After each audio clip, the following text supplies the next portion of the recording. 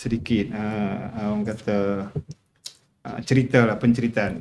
Kalau kita ikuti Kedah ni, keadilan Kedah tu, sebelum PRU 15 tu Datuk Zamri Ketua Penerangan.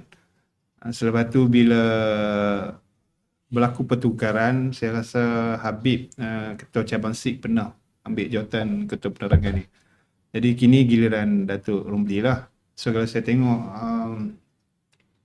di pengalaman apa yang saya amati, Datuk Zamri pun mainkan peranan dia yang agak baik dengan bas madani dia masa kempen. Waktu tu dia Ketua Penerangan tu, dia bawa inisiatif bas madani, bas rapid tu, dia bawa pusing satu Kedah.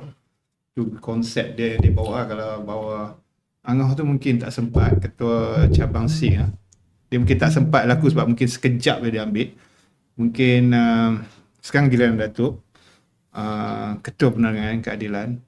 Dalam Datuk nak mengangkat agenda Kedah Madani, peranan Datuk, mungkin Datuk boleh mulakan buah bicara Datuk sebagai Ketua Penerangan Negeri Kedah, Keadilan Negeri Kedah. Silakan Datuk. Assalamualaikum warahmatullahi wabarakatuh. Bismillahirrahmanirrahim. Alhamdulillah, alhamdulillah. Wassalatu wassalamu ala Rasulillah wa ala sahbihi wa man wala.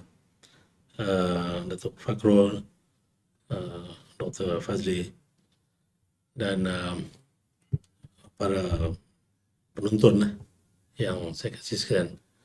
Alhamdulillah, pertama sekali nak mengucapkan Ramadan Karim, Ramadan Mubarak. Kita masuk hari yang ke-10 hari ini. Dan terima kasih atas kesudian channel ini untuk menjemput saya